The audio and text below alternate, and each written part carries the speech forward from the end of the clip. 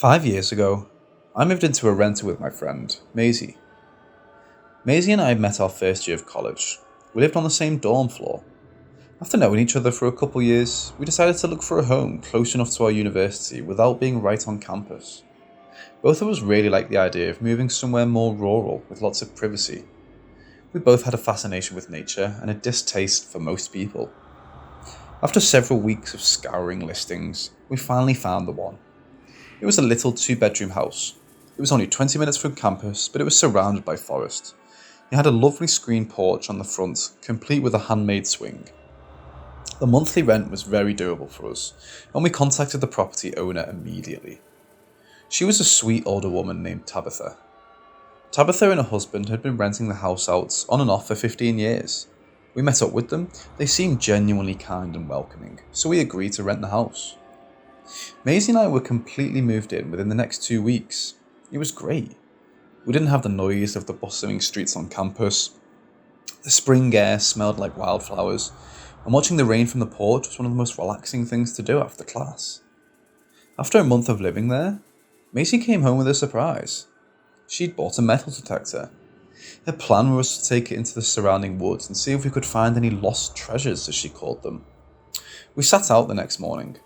At first we didn't find anything too exciting, some old bottle caps and soda cans, tabs mostly. A time or two we dug up a nail. Just as we were about to head back to the house, Maisie shouted to me. "This is going to be something good," she yelled, pointing to the spot just under the beeping machine. "This spot feels lucky." I dug at the dirt for a bit until we found what looked like a coin.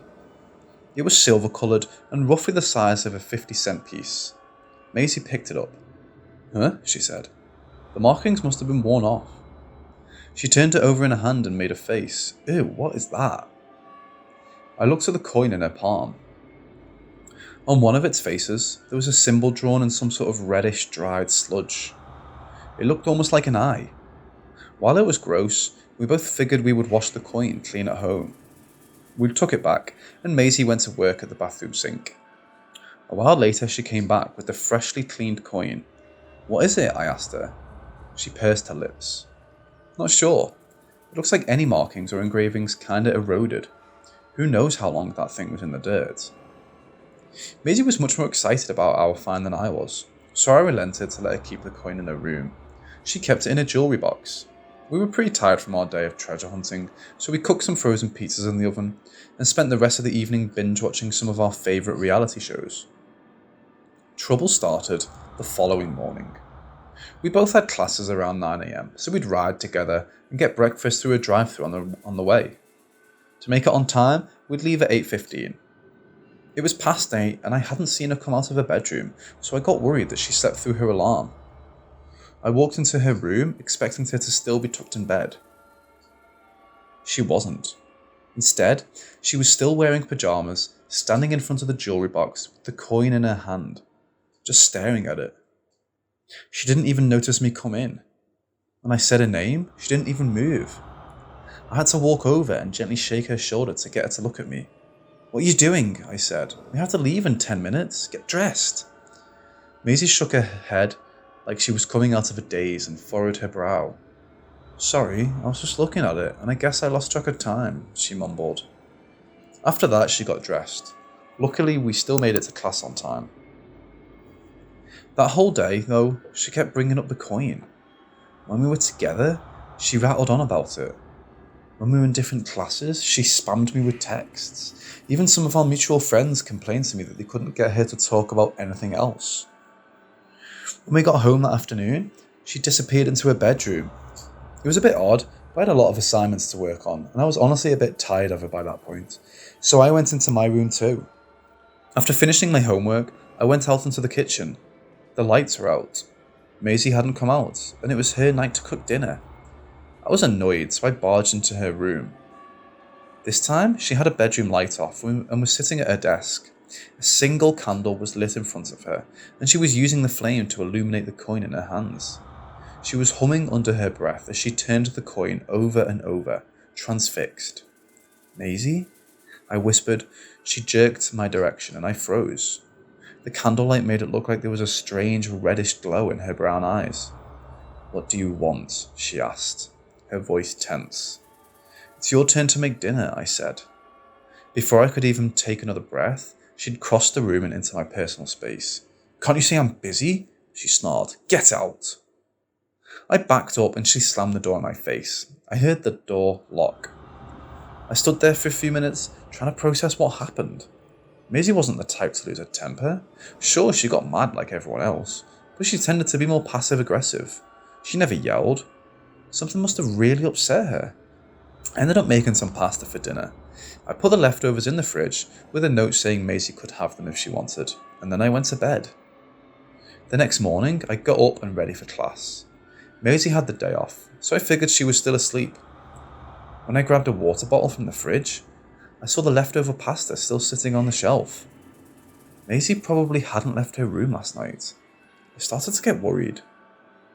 I thought maybe she had gotten some bad news about a family member, or was extra stressed about midterms coming up.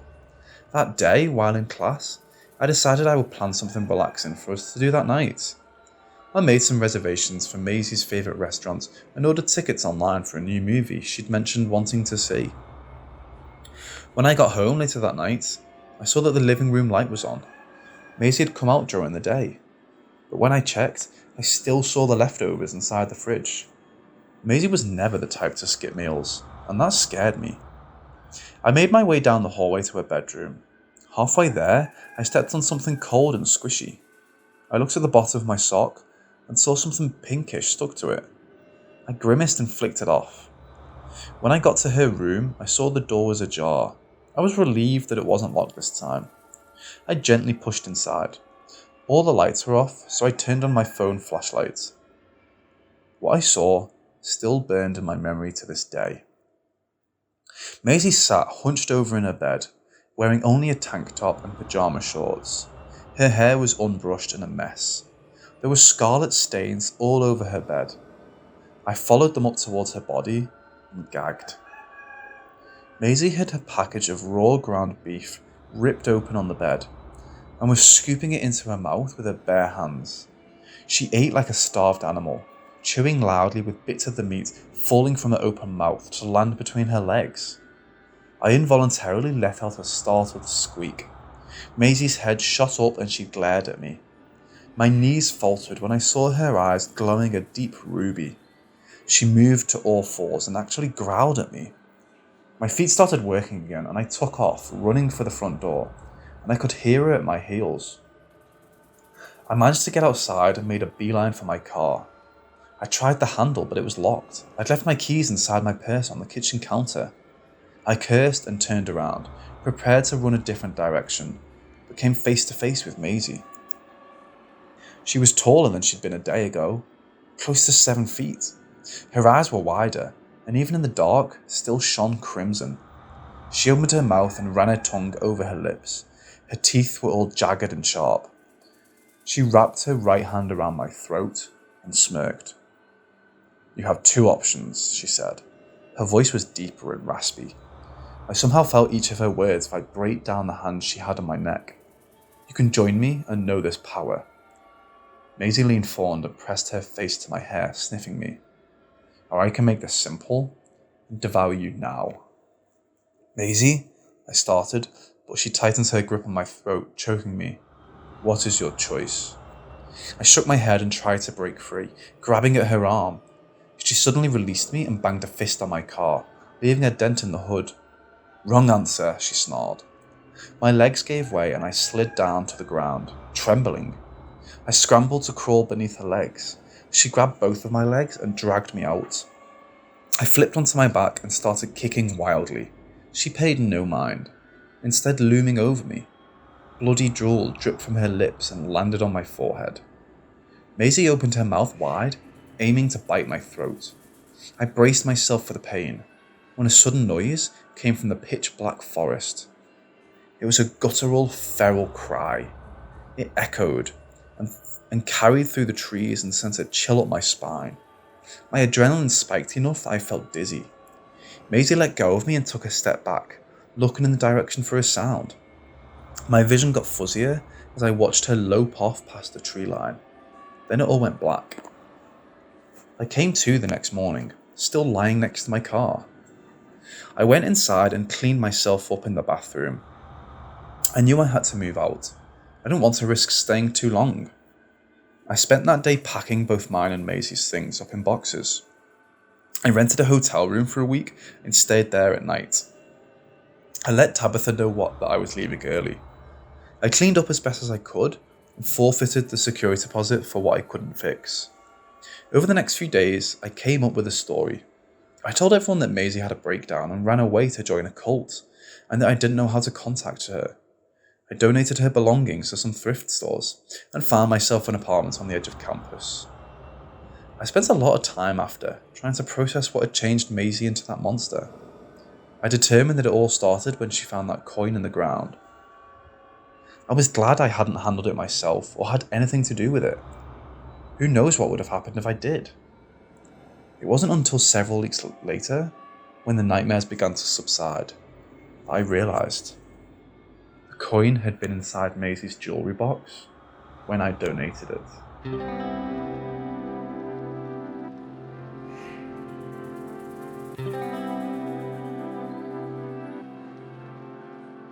A few months back, I had been looking for a new job.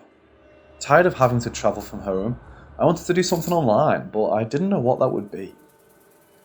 I had a lot of experience with customer interaction as the previous jobs I had involved a lot of it. Deli work where I had to satisfy the customers and make sure they got what they wanted with their food. I did a couple odd jobs as a tutor, working with kids and teens, helping them with their schoolwork. I did a few desk jobs as well, in which interaction with people and resolving conflicts was high. I had the people skills, but I wasn't sure where I could apply those online. So I took to the website called Indeed and made an account. They had plenty of opportunities, from short contracts with small-time businesses to working with big-name companies and monopolies like Nintendo and Amazon. But applying for online positions for those companies would have required me to have a college degree, which was never going to happen with me, considering I dropped out the first semester of school. So I took to looking at the small-time contracts. Maybe I could do a few easy online jobs here and there to get some quick cash, I thought to myself. One I found that paid surprisingly well was a moderation job for a Christian chat room site. There was no name for the business, no detailed description, and no contact information, just a single sentence. No experience needed, looking for believers in faith to keep our chat safe and holy in the name of God. $25 an hour. I couldn't believe my eyes. A nameless church willing to give out $25 an hour just to have someone sit around and silence trolls on the internet? This is perfect, I said to myself. I had a lot of experience with the Christian faith, as I grew up in an overly religious household. Although not religious anymore, since I knew so much about it due to my family, I would be able to fake being some believer and follower of Christianity, making it easy for me to slip into their ranks and work in a church environment. Something, however, made it much harder for me to submit an application. No, not a technical bug or a poorly made application website. It was the feeling in my gut, telling me this was sketchy. I mean, this kind of pay from an almost completely informationless website and nameless church. It was very odd. I think I might have sat there for 30 plus minutes with the cursor over the submit button. My hands were sweating profusely. Even my body was giving me signs that this wasn't a good idea. But I soon clicked the mouse. The screen loaded slowly, pulling up the application submitted page. I think I held my breath for the 3 days it took for me to get a response back. Worried about what it's like. What if it was only there to steal my information? What if they took my IP? All the ridiculous other thoughts I could have had about it. I did. I mean, for good reason though. It was very suspect in the way the job was presented, and the church website was quite barren, making it look like an elaborate scheme to hack into your data and steal your information. I remember breathing the biggest sigh of relief when they messaged me back. A short sentence with a link attached, telling me that my start day was this weekend's digital Sunday service. No, my information wasn't stolen, my IP wasn't tracked, and I wasn't kidnapped.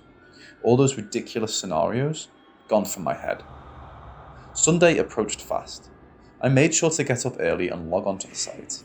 I sat, staring into space, until the chat room dinged, breaking me out of my trance. Someone had joined. It was the priest, coming in a few minutes early. Hello, I heard you were our new chat moderator. I saw you sitting here alone for the past few hours, so I thought I'd come in and say hello before the service started, he said. He saw me sitting in here alone for the past few hours? Had I really been in this chat for that long? It felt like I'd only been there for a few minutes. Something deep down told me that something was off with this guy. I mean, he saw me sitting in here for the past few hours. Was he just staring at my name on the screen? That gut feeling of something sketchy came back up, but I pushed it back down and started typing my response. Hey, yeah, I'm the new guy, I typed hastily. My name is Jeremiah, but most people just call me Jerry. That's a great name, Jeremiah. A great one indeed. Something creeped me out about the way he typed that. No verbal communication was necessary for me to hear the strange, passive-aggressive tone in his voice. More red flags. More reasons for my mind to start to think about the horrible possibilities. Once again, I pushed it away. Yeah, I typed. But before I could start the next sentence, the priest typed almost instantly in response. You regret taking this job, don't you? I can feel it. God is telling me so. I can see it in the way you are sitting right now. God is telling him so? He can feel it? He can see it? There was no way this man could have known that I was having doubts about this job. What kind of nut was this guy? The nervous and regretful feeling came back, but I didn't push it away this time. No, I'm just nervous, it's my first day, I responded. And once again, I received an immediate response. Don't lie, you've already lied enough. We will come to confessions after the service, said the priest. What did I lie about other than that I wasn't having doubts about the job? Did he know I wasn't religious? And if he did, why did he let me have the job? I stopped thinking about it. Maybe this dude was just overly religious and a bit eccentric. I'm sure this isn't a big deal, I said to myself. I thought about pushing away that feeling again, but in the back of my head, I knew it would be smart to hold on to it. Hell, it might save me if things get too weird. Soon I cleared the chat to prepare for the service, and I enabled the video and microphone privileges. I kept my video off, however. A very small number of people joined, all quite old. They all looked like wax figures, definitely the kind of weirdos I expected to see during the service. The priest wore a purple gown, and his facial structure was almost destroyed with plastic surgery and drugs. He was definitely on meth, and most likely on some other drugs as well. Each video had a plain concrete wall as the background, with extremely bad lighting. The wall was dirty. Bugs and mold lived all over them. I even saw a bug crawl out one of the old folks. It almost looked like it had crawled from one camera right to the next one, as if the two attendees were right next to each other. Were they all in the same room? I thought to myself. That suspicion was confirmed when the priest stood up and a shadow of his arm stretched across each and every camera. He stood in a T position, almost as if he was pretending to be crucified. Thank you all for being here. Today is a special service. We have a new moderator. Everyone, greet Jeremiah, he shouted. It echoed through each person's microphone. Nobody greeted me. Hi, I said nervously. Once again, no one said a word to me except the priest. Oh, they are so kind. You are quite a favourite among these people. I'm glad, I said, voice shaking a little. Nobody said anything. Literally not a single movement from anyone but the priest. No, you aren't. Be grateful. God didn't put you on this planet to be an uptight fucking brat. The priest screamed into the microphone. It once again echoed through all the other computers' microphones. He slammed his fist on the desk and each camera shook violently. And that's when I noticed one of the attendees' head drop. Literally just fell right off. And that's when I realized these weren't people, these were mannequins. How did I not notice? They were so real, so lifelike. I stared at my own screen in shock. Oh no, oh no, oh no, oh no, the priest said frantically. What are you staring at? Look away, you heathen. How did he know I was looking at the... And that's when I noticed it. My camera was on. As a matter of fact, it had been on since the day I clicked that link. That's how he knew everything about me. He'd been stalking me, my dumbass couldn't even realize it. How did I not notice the camera light? My gut was right, and I fully knew now the potential danger that I was in. If my camera was on, then my microphone must have been on too, meaning that's how he knew I wasn't religious.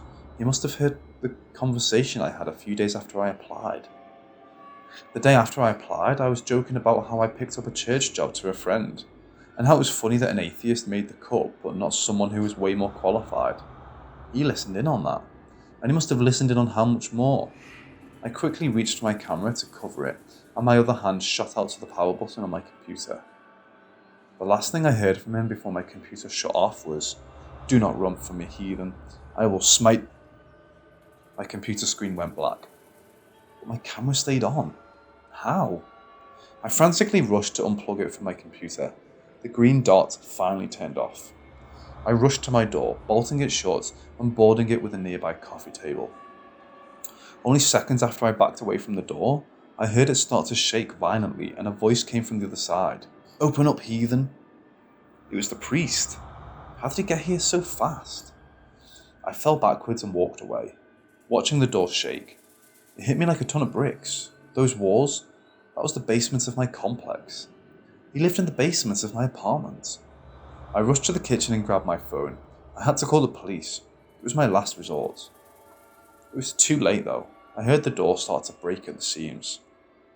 "Jeremiah, heathen, I will smite you down," shouted the priest. I ran from the kitchen to the bathroom, shutting the door behind me. I dialed the police and as soon as it picked up, I started to scream into my phone. I begged them to hurry and get here as soon as possible. They told me to calm down, but I couldn't. "There's a man in my apartment. He's going to kill me." I felt a sharp pain in my back, and then in my stomach. I looked down to see red, and the phone fell from my hands. A fucking katana, a goddamn sword, had impaled me through the bathroom door that I had been holding shut. He twisted it, and I shouted in agony. I could hear his laughter on the other side.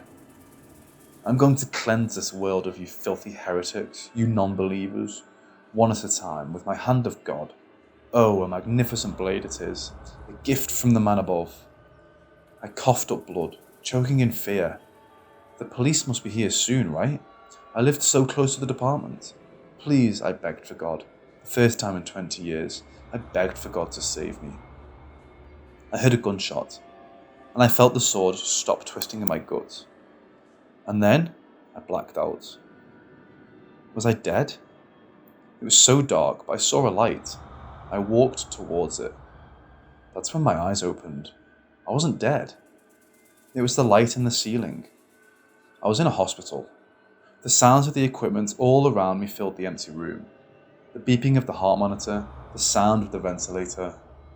I stared at the ceiling. I could still hear those words and my pleas to God. A day I will never forget. Please, whatever you do, don't apply for any moderation jobs for nameless churches, no matter how good the pay is.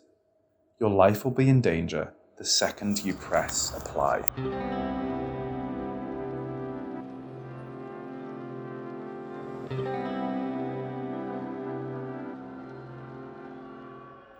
Because of everything that has been going on in the world, I found myself having problems living in my apartment.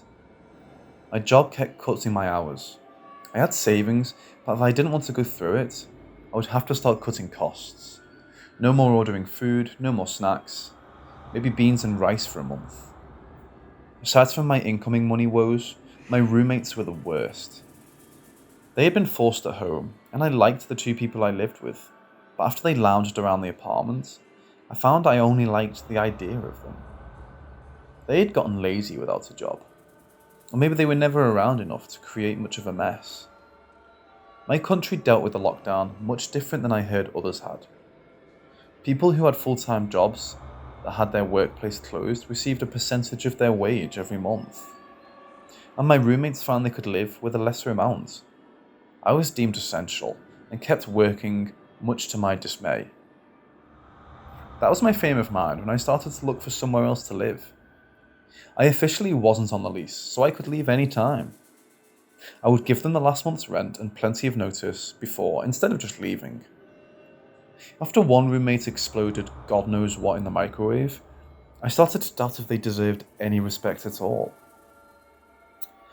Aside from my unaware tormentors, I had another reason for wanting to leave. A cat. The cutest cat I'd ever seen in my entire life. But roommate number 1 was allergic, and roommate number 2 fed his childhood cat to nearly £30 and an early death. I could not trust him not to sneak any pet snacks behind my back. I started to look for something fully, doubting I would not be able to find a place before my time ran out. The cat I was looking at was at a shelter. I would be happy if he went to a good home besides mine, but I've never wanted anything so badly before. Any spare time I had was looking for apartment listings, but all were out of my price range. On top of trying to adopt a new cat, it was a bad idea to drain my funds moving and getting a cat at the same time. If he got sick, I wouldn't be able to spend the money on him. Fretting as the days went by, I decided to expand my search to any kind of rental. I would live in someone's basement if they'd let me bring a pet. And then I saw it. A condo for rent, far too cheap to be real. It had 3 bedrooms, 2 were pretty small, but that was fine. 3 floors, washer and dryer included. The basement was mostly finished, and nothing this nice should have been for rent this cheap. Of course, I checked to see if there were any murders or weird deaths in the area, but found nothing. No rumours of it being built in a cemetery or something like that. I called up and grilled whoever I could, asking why the rent was so cheap. I finally reached the owner, and he said it was because he priced it so low just to get someone renting. For some reason, no one was interested in the place, so he kept dropping down the price. For a year, the place had sat. People would come and do a tour, but backed out, saying they found other options. Just unlucky for him, I guess, but perfect for me. After my research, I decided this was going to be my place. My move was a fast one. The condo felt a bit empty, having so much room to myself. I would need to fill it up with furniture later, but first, I was going to adopt my cat. My cat was nothing special, to be honest. Just a normal black and white tuxedo that looked like any other tuxedo cats you could find. He was older too, at least 10 years, so that's why he sat in the shelter for so long. His name was Max, and I kept it. I know some people rename their adopted pets, but that felt strange to me. He'd been Max for 10 years, why try and change it now? I couldn't explain why I loved him so much, but I did. He was a big cat too, not fat, just a big boy, and vocal. I found that out the moment I saw him. He chattered and made noises I've never heard from a cat before. Sometimes he would meow in a way that sounded like a full-grown male just saying the word meow. So when I heard noises at 2:43 AM, a week after moving and getting Max, I thought it was him. I sat up in bed trying to hear better. On the first floor, I heard a hello. Max? I called out, thinking it would make him meow again. Hello, wello, hello? The noises were weird, but Max was a weird cat, and they were cute. I've never heard someone say hello out loud before, and that was exactly what it sounded like. After his first few hellos, he ended it with a big hi. He woke me up at least 2 nights a week with his weird hellos. I tried to record the noise to show to people, but every time I touched my phone, the noises stopped, like he was taunting me. I knew cats had a good sense of time, but I had no idea how he kept crying at 2:43 on the dot. The noise was cute at first. I would snicker at him and then go back to sleep. But then I got a shift change, so I had to wake up at 5 AM for work. Suddenly the cute hellos waking me up at 2:43 AM weren't so cute. I have issues sleeping. Once I'm awake, it takes me at least 30 minutes to go back to sleep, and I was very bad at going to bed on time. When my shift changed, Max started to wake me up every night at the same time. Downstairs, clear as day, he cried out, hello, hi, hello. I loved this cat, but I was getting cranky from the lack of sleep. I made sure he was fed before bed. When I went downstairs to check on him, he was sitting in his chair by the windows, his food bowl full and water dish full. He had a toy stuffed with catnip, and I didn't know if this was making him hyper in the middle of the night or not. Even after hearing the hello from him, I never actually saw him make that sound. It always stopped when I started to get out of bed. I don't know why he was crying at night. It crushed my heart thinking he was missing his old family and was looking for them. Max had an indent in his fur where it was clear he wore a collar most of his life. I have no idea what would cause someone to give up a cat they loved for 10 years. I just hoped they were doing well and Max was happy with me. He seemed happy. For a full week of losing out on sleep, I finally had a weekend off. I was ready to just crash the entire Saturday and went to bed early on Friday. But for me, early was midnight. I was asleep for a few hours, and then I heard Max crying again. Hello, hello, hi, hi. He was getting much better at sounding like a person. A lot of practice, I guess. Max, please, I begged, the lack of sleep getting to me. I opened my eyes and, in the dark, I had enough light from the streetlights outside to see a shape on my bed. I squinted just a little cat head turned towards me. I was so happy that Max finally trusted me enough to sleep on my bed next to me before it dawned on me. The hello came from downstairs, only a second ago. Max was a big cat. I would have felt him jump on my bed if he just got there. My body turned to ice as I stared at my sweet Max in the dark. If he was right there, then who was making those noises? As if answering my unspoken question, something spoke right in my ear. Hello? The same voice I'd been hearing for the past week spoke so close to me, its breath moved my hair. I was looking right at Max, so I knew it wasn't him. I did what anyone else would do. I jumped out of my bed, screaming like a banshee. I ran over, turning my light on. After seeing nothing in my room, I then did something any normal person would. I grabbed my cat and went to my parents' place. His mother thought I was overreacting. I had a bad dream, and there was no need for me to drive to their place in the middle of the night. My father, bless him, went back to my place to check it out. He wanted to make sure no weirdo broke into my place and was hiding under my bed. He found nothing. No tampered locks, no places for someone to hide, no sign that anyone had broken in, only that he found out I was a bit of a slob when I wasn't getting enough sleep. Because I was saving money on rent, I bought a security camera. I had to ask my landlord about if it was alright installing it. He was surprisingly nice. He offered to come by and check the place, making sure the camera above my front door had all the blind spots. He made sure no windows were faulty and even offered to have my locks changed in case somehow someone had a key.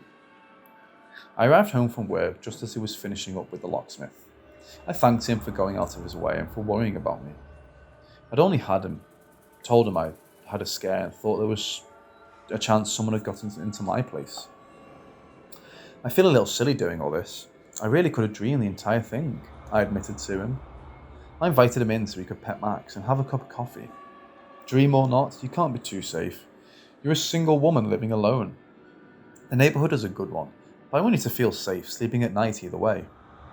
It's too bad the last renters took the cameras with them, he commented, sitting on the floor, clearly in love with Max. Cameras? Did the last renters have issues too? I asked, feeling the hair on the back of my neck rise. Well, not really. The last person who lived here was an older, retired woman. Her husband was with her, but he passed away. He was at bingo, I think. Anyway, she went downhill fast after that. She was calling the cops, saying someone kept breaking in. If that was true, I would have told you. Her family set up cameras, but never saw anything. Because of her mental state, her family moved her into an assisted living home. The poor woman passed away soon after that. Natural causes, heart attack. I sent the family flowers. She was so nice. Had a cat, I think. He sort of looked like this one, but skinny. Honestly, all cats look the same to me. Somehow, what he said made me more stressed out.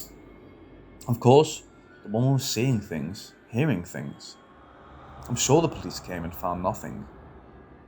We've been over the entire place and found no crawl spaces for someone to hide in. My locks were changed and the camera was set up. It was going to be fine. But my landlord's last comment made me doubt that and seriously made me consider finding a new place or moving back in with my parents. The poor woman. Alzheimer's is awful, making her think someone was in her place, sneaking up her bedside at night. I mean, what person breaking into a place announces themselves with a big hello?